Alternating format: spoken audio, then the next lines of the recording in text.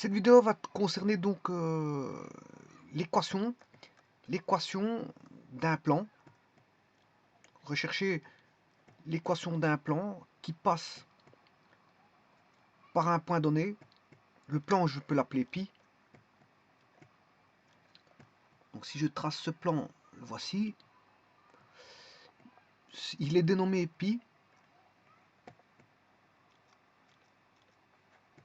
C'est le plan pi pour lequel un point appartient à ce plan et une droite est perpendiculaire à ce plan. Alors supposons que le point de percée du plan de la droite, que j'appelle la droite D, dans le plan se fasse au point que je mentionne ici. Bien sûr, ceci on ne le voit pas, il est en dessous du plan. Donc on a une droite qui est perpendiculaire au plan, une droite perpendiculaire au plan, et passant par un point. Alors je vais formaliser l'équation d'un plan passant par un point. Le point, on connaît la coordonnée, hein. Je peux l'appeler P1, P2, P3. C'est les coordonnées du point. Bon, GeoGebra, lui, il met les composantes en verticale. Si vous voyez A1, A2, A3, GeoGebra considère que c'est des composantes de vecteurs. Mais si vous voyez A1, A2, A3, ce sont des coordonnées pour GeoGebra. Donc quand il le met en horizontal, GeoGebra c'est des coordonnées. S'il le met en vertical, c'est des composants d'un vecteur. Donc ceci, ce sont les coordonnées d'un point. Ça, ce sont les composantes d'un vecteur pour GeoGebra. Bon, mais moi, quand je mets en vertical ou en horizontal, ça n'a rien à voir. C'est pour avoir de l'emplacement, hein. Je mets horizontalement, verticalement. Je ne suis pas les règles de GeoGebra. Donc, ce qui fait en sorte que j'ai mes propres règles. Bon, je mets soit en vertical ou en horizontal en fonction des, voilà, de ce qui se trouve sur le dessin. Donc le P ici n'est pas une composante, mais c'est coordonné d'un point, un point P. Alors tout comme je vais mettre le point D, enfin D a pour vecteur directeur D1, D2, D3. Et je vais formaliser une équation du plan, bon, qui va s'écrire bien sûr mx plus ny plus pz plus q égale 0. C'est l'équation du plan pi, mais en fonction bien sûr de ce qu'on connaît, c'est-à-dire le point P et la droite D, D étant le vecteur directeur. Enfin, un système de paramètres directeurs, je m'excuse. Alors je rappelle que on a l'équation d'un plan en fonction des composantes. C'est un déterminant 3,3 qui doit s'annuler, ou soit en fonction des coordonnées de 3 points. Là, à ce moment-là, on a l'équation d'un plan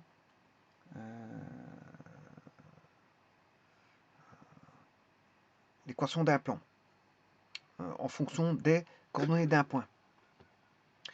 Alors, moi, je vais l'écrire par rapport aux composantes. Si je l'écris par rapport aux composantes,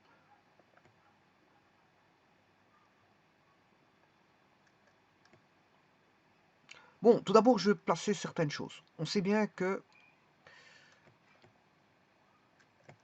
je vais mettre les données. Les données, on a un point P de coordonnées P1, P2, P3 connu. C'est un point fixe. C'est un point fixe. Alors que tout point M variable peut s'écrire avec une coordonnée x, y, z. Ça, c'est un point M du plan. Tout point du plan peut s'écrire avec une coordonnée x, y, z. D a un vecteur directeur qui est D1, D2, D3, mais là, c'est des composantes vectorielles. Donc ça, ce sont des composantes vectorielles, coordonnées d'un point. coordonnées d'un point. On sait bien que donc on a les objets de l'espace, on a un espace hein, qui est R cube, et dans cet espace de R cube, ben, on retrouve un point M fixe, des points quelconques M, une droite D et un plan, une droite D et un plan pi. Et alors cette droite D, les positions maintenant, les positions, si je veux mettre en œuvre, en action les positions, ben, les montrer, en tout cas les montrer, pour les montrer, je peux dire que le point P appartient à pi, au plan pi. Que la droite D est perpendiculaire au plan pi, ou la droite, ou le plan est perpendiculaire à la droite, peu importe, c'est la même chose. Que M appartient au plan pi, bon, ça c'est la même chose de dire que pi passe par P, ou pi, et que pi passe par M.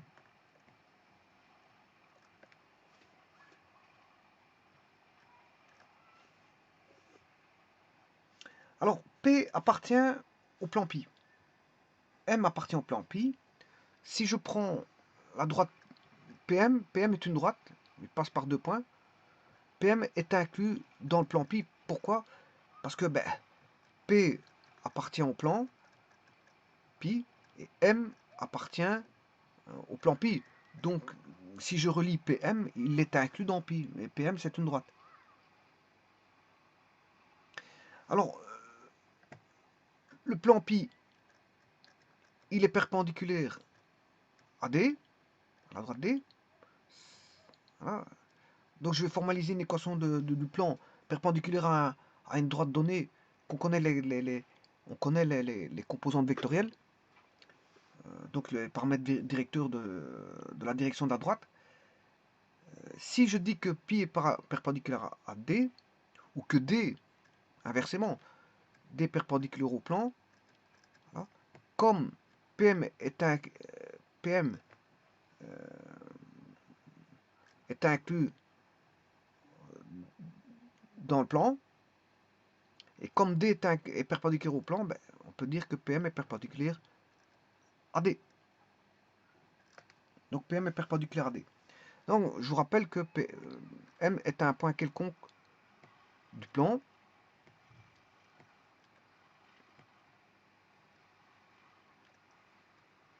Voilà. Et je peux créer une droite PM. Alors maintenant, je vais faire la géométrie analytique. Je vais faire en sorte que l'on ait un repère orthonormé direct pour établir, bien sûr, les équations du plan passant par le point P et perpendiculaire à la droite D. Alors, la première des choses à savoir, c'est que qu'est-ce que c'est que M, N, P? C'est un vecteur normal au plan. C'est un vecteur normal au plan. C'est un vecteur qui donne la direction de la normale, un vecteur directeur de la normale au plan pi. C'est un vecteur directeur qui dirige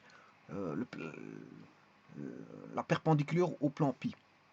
Mais la droite D, on connaît son vecteur directeur, qui est D1, D2, D3. Ça, c'est le vecteur directeur de D. Bien, ces deux vecteurs-là sont parallèles. V normal, ils sont parallèles. Donc, ils ont des vecteurs directeurs proportionnels. Donc, vecteur normal au plan pi est proportionnel, parce qu'ils sont parallèles au vecteur directeur de la droite D. Ils sont proportionnels. Donc, ça veut dire que je peux prendre le vecteur directeur de la droite pour en faire un système de paramètres directeur de la normale au plan. Donc, j'écrirai que le plan aurait pour équation, connaissant le vecteur directeur de la droite, j'en profite, et comme il est perpendiculaire au plan, j'en profite pour en faire un vecteur normal. C'est-à-dire que le vecteur directeur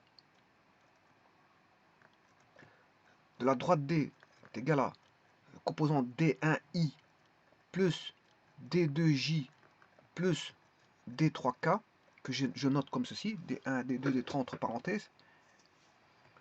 Le vecteur directeur de la normale au plan pi, ben, je peux prendre, pour diriger la normale au plan pi, je peux prendre ce fameux D1, D2, D3, parce que il est D1, D2, D3 est perpendiculaire, le vecteur là est perpendiculaire au plan. Donc j'écrirai que le mx plus ny plus pz plus q, avec bien sûr simultanément mnp différentes 0, 0, 0 d'office, pour ne pas avoir q tout seul.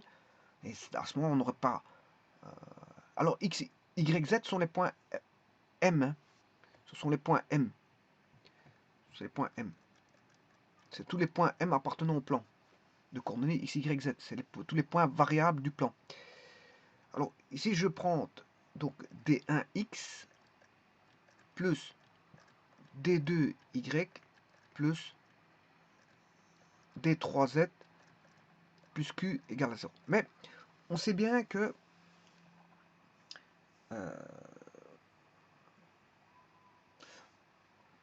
je devrais écrire une équation, je devrais écrire quelque chose, une information en plus.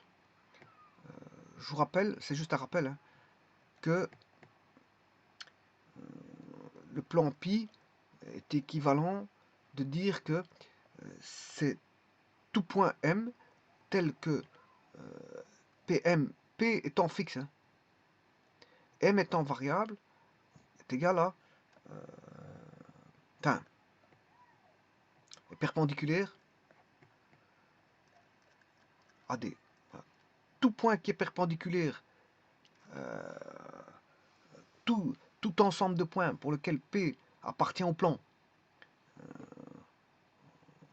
P étant fixe, hein, P appartient au plan. Hein. Lui, on sait bien qu'il appartient au plan.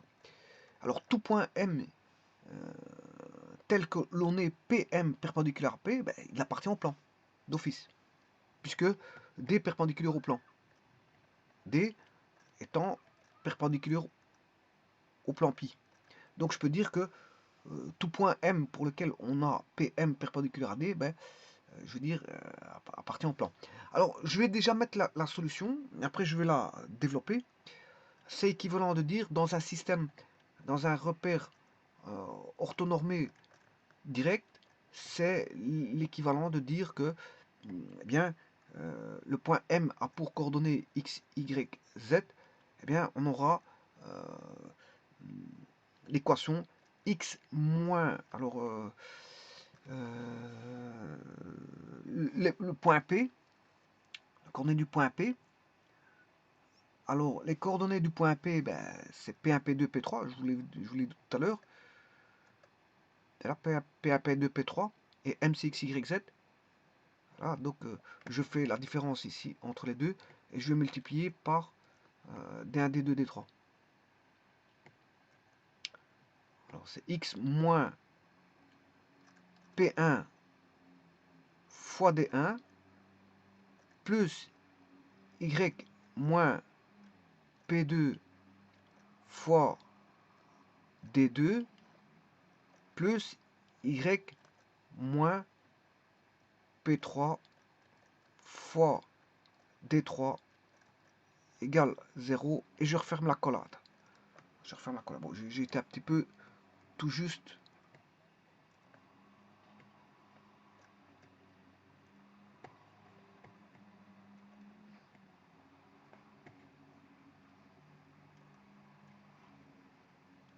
Je vais refaire la collade correctement. Pour fermer la collade, j'ai une accolade ouvrante, une accolade fermante.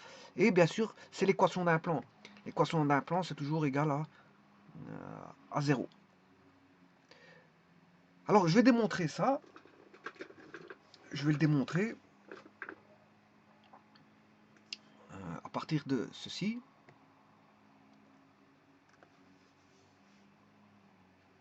Maintenant, je vais mettre le passage. Je vais faire le passage par le point P. Donc, j'ai l'équation du plan en partie. Il ne reste plus qu'à trouver le Q.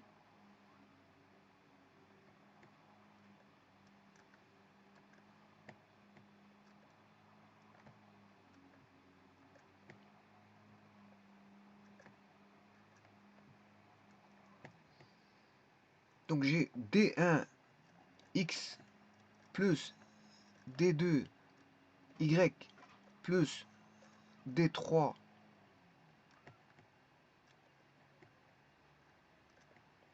Z plus Q égale 0. On connaît la direction,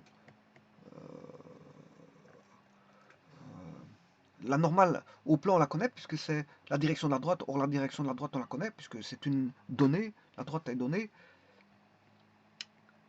Et maintenant je vais faire passer le plan P par le point P. P de coordonnées P1, P2, P3. P1, P2, P3. Donc on aura D1, P1 plus D2, P2 plus D3, P3 plus Q égale 0. Donc ce qui veut dire que le Q égale moins ceci.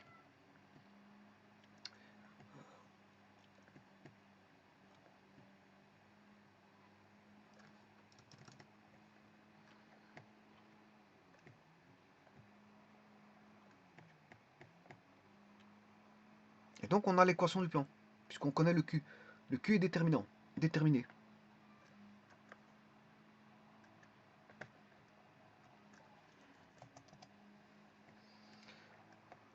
Donc si je réécris le plan complètement, ben, ce sera D1 plus D2 plus D3, D1X plus D3Y plus D3Z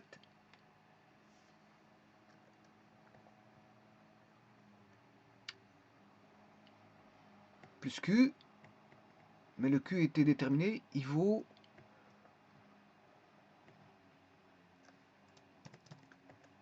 moins D1 P1 plus D2 P2 plus D3 P3 entre parenthèses égale 0. Maintenant, pour retrouver ce que je vous ai dit tout à l'heure, ici, pour retrouver ça, bien sûr, il faut mettre en évidence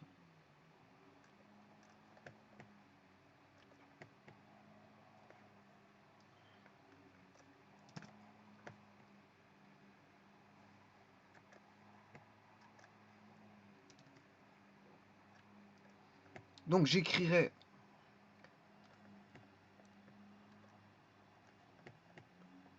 D1 X moins D1 P1 plus D2 Y moins D2 P2 plus D3 Z moins D3 P3 égale 0. Donc je mets en évidence, comme je vous l'ai dit, D1 X moins P1 plus D2 Y moins P2 et plus D3 Z moins P3 égale 0. Et ça, c'est le plan, voilà, pi, qui a pour équation, l'équation que vous voyez devant vous, mais dont la direction est donnée par celle de la droite qui est perpendiculaire au plan pi.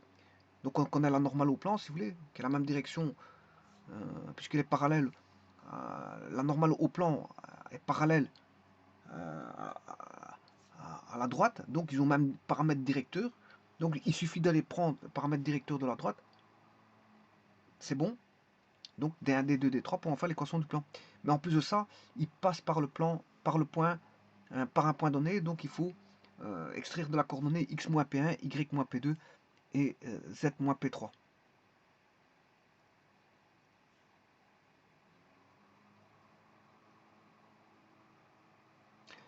Je vais faire un exemple sur GeoGebra.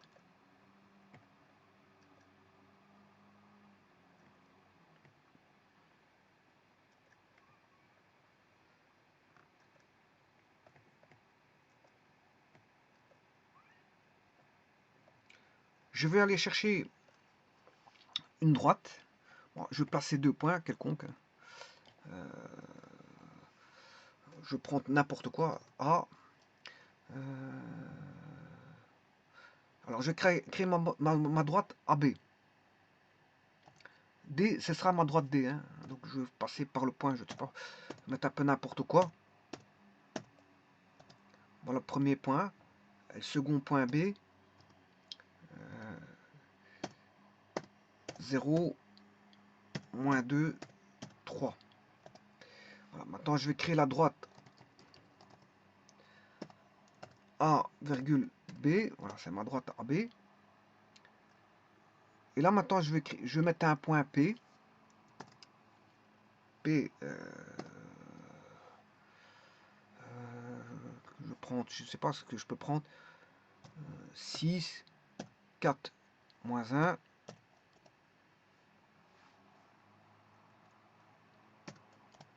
Voilà, point P.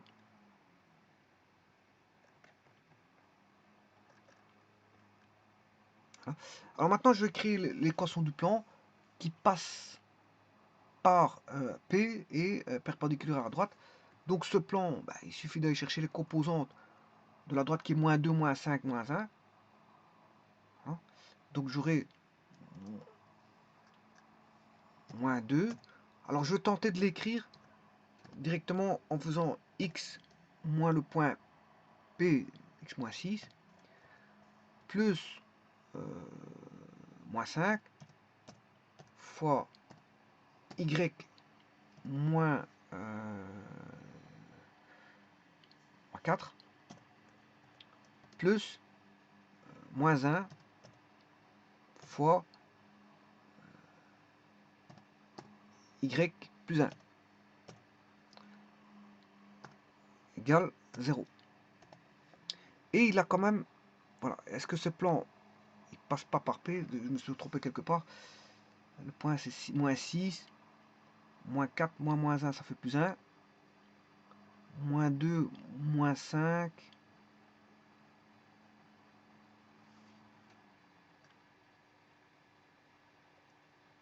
une petite erreur, je vais déjà voir le... Je vais regarder s'il est déjà perpendiculaire, donc angle entre la droite D qui est ici appelée F et le plan Pi qui est A.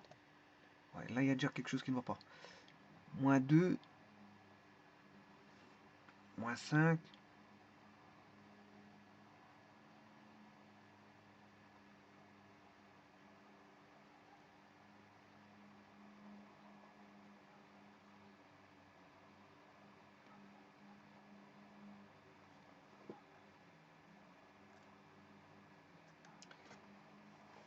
Il y a une petite erreur.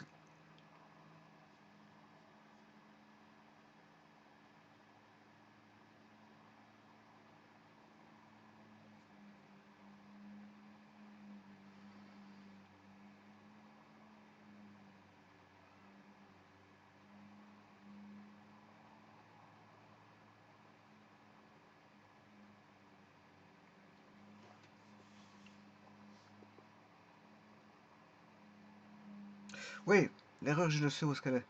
Voilà, j'ai marqué Y et c'est Z. Voilà, là on a 90 degrés, c'est juste. C'était juste ça l'erreur.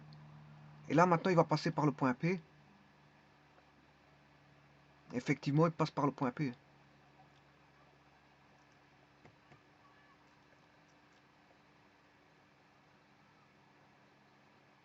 Ah, vous voyez qu'il passe par le point P.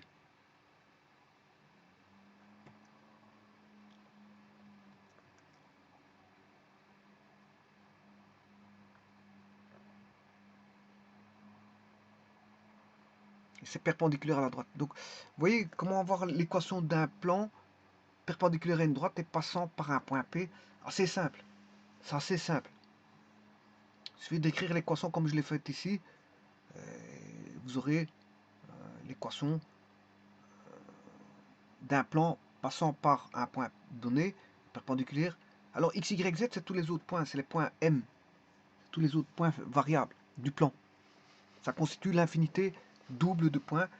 Oui, un point, c'est un point. Hein. Une droite, c'est une infinité simple de points. Et un plan, c'est une infinité double de points. Et donc, le x, y, z constitue l'infinité double des points du plan dans l'espace de R3.